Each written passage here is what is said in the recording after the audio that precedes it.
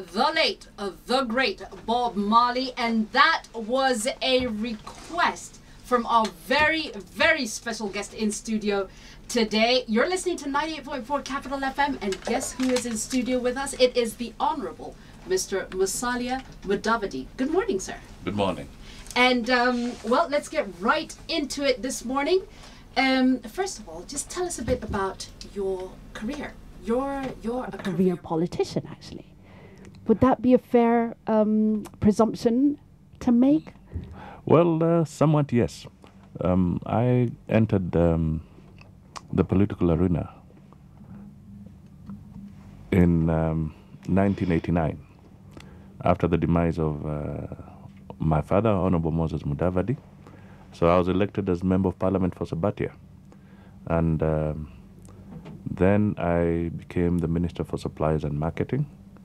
After the election of 1992, I was appointed as Minister for Finance. I served for 5 years. Then subsequently, we had the 1997 election. I served as Minister for Agriculture and also served as Minister for Information, Transport and Communications, and then Minister for Transport and Communications. I served also as I had a short stint as Minister for, as a Vice President. Yes. Then we had the 2002 elections. I did not capture my Sabatia seat. Then I came back in 2007, 2008, served as Minister for Local Government and Deputy Prime Minister. Wow. So about 24 years of active political life. And of course, when you went into politics, you were quite young. When we talk about young Turks, you really were one of those. What were you? I think under 30 when you took the seat. Yes, I was actually 28. Was it straight out of university? If I remember. No. I had worked for about 3 to 4 years in the private sector. I'm a land economist, so I was a practicing land economist, valuer, and then I went into politics. Right. So obviously one of the very young, sort of young blood into politics. And it's been a very long and a very varied career. But what drives you? What drives you as a politician to get up every morning and do what is sometimes a fairly thankless job, to be honest? Yeah, it is quite thankless. But I can tell you that if you're committed to serving people and you want to at least contribute to the well-being of this nation, then that is what gives you the energy to wake up, the impetus to keep on going on. There are challenges, people criticize you, sometimes you get the impression that they don't appreciate. But I can tell you, if you're consistent and persistent, there are those out there who view our role as differently. So long as you're dedicating it to the service of the people, then there's some satisfaction. Well, I think we should also at this stage plunge right in. You've had a very impressive career. You just said start off young and even went up to being the vice president. Now you're running for president. Why should I vote for you? Well, one of the things that I would say is that you need to look seriously at the element of experience when you're voting for the president of a nation. When I say experience, is not experience as a president, because you have to get there fast to experience that, but experience in terms of there's a track record.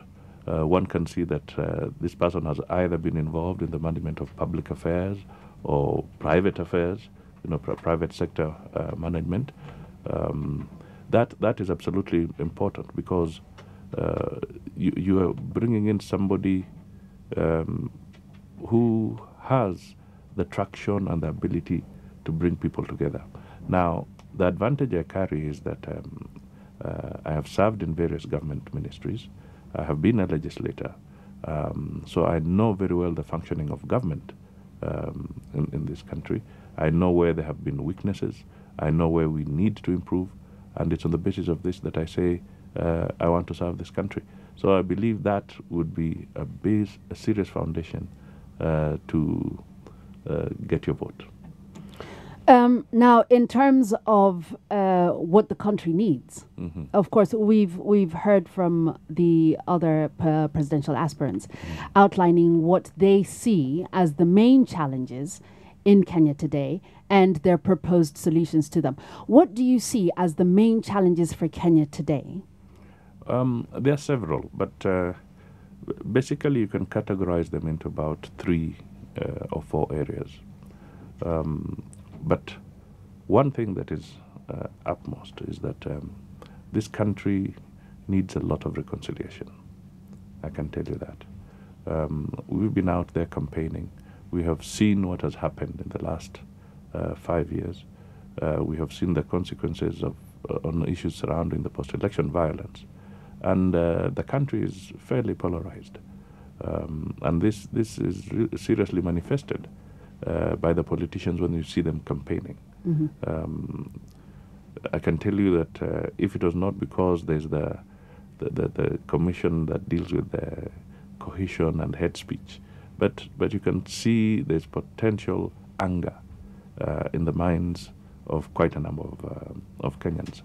And this will require a politician who can offer what you'd call the reconciliation branch to help heal the country. The second thing that would be very critical is that we will need to make sure that we focus on security. Security is a constant, but we are seeing special challenges. We are seeing the Somali challenge. We are seeing incursions of attacks in our country, and this is something that we will need to focus on urgently,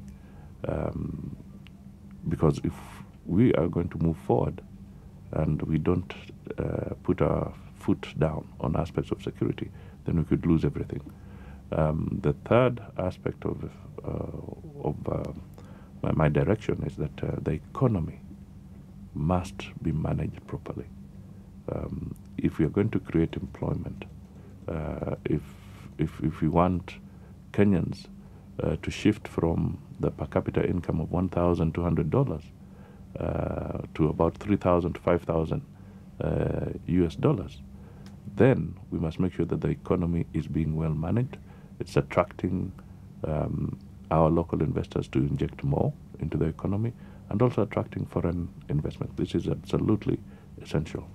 The other area that will need a lot of careful management is the whole aspect of devolution, because we've introduced a new component into our constitution, and the expectations of the people is that devolution is going to provide an instant solution to issues of the disparities in resource allocation. So this has got to be managed very, very well, so that the expectations of the Kenyans can be met. Now, just going back to the first of what are the 4 essential points, if I understand what you've said correctly, reconciliation, and what you see as the polarization or the what you've called the deep-seated anger with people. What things like those come from a background. There is a context to all of this. What do you see as the background and the context to this? And 2, what are the specific solutions that will bring back peace and that reconciliation in Kenya, in your view? I think Kenyans would need what I would call a neutral position. To be blunt, we have 3 coalitions that are coming out quite strongly. You have the Jubilee coalition, you have the CORD coalition, and you have the Amani coalition, which I represent. And if we follow honestly, the debate surrounding the other 2 is largely focused around the post-election violence. So there are deep-rooted feelings on the other 2 coalitions. And clearly, I'm not saying it's there, but you start getting a sense of either revenge is in the air or something of that nature is brewing. So to me, I would say that we need an entity that will be able to start bringing these extreme positions to the center, to get them to start realizing that Kenya is bigger than our hardened positions, and we need now to nurture a spirit of reconciliation and move forward. Are we just dancing around the issue here? I mean, you said to be blunt, so let's be blunt. Are we basically saying it's a Kikuyu and Luo conflict holding the country hostage, and you're the third neutral tribe that can do this? No. Just for clarification. No, not at all. I'm not talking on tribal issues at all. In fact, that was far from my mind. Just because I think if you are to follow it very closely, when I say the issues around post-election violence, the debate that is in the air is largely around the anger around the issues of ICC and post-election violence. So I'm not talking about tribalism here. I'm very clear. I do not subscribe to tribal sentiments. I would want people to focus on issues, and I think these are the issues that are burning people. Mm-hmm.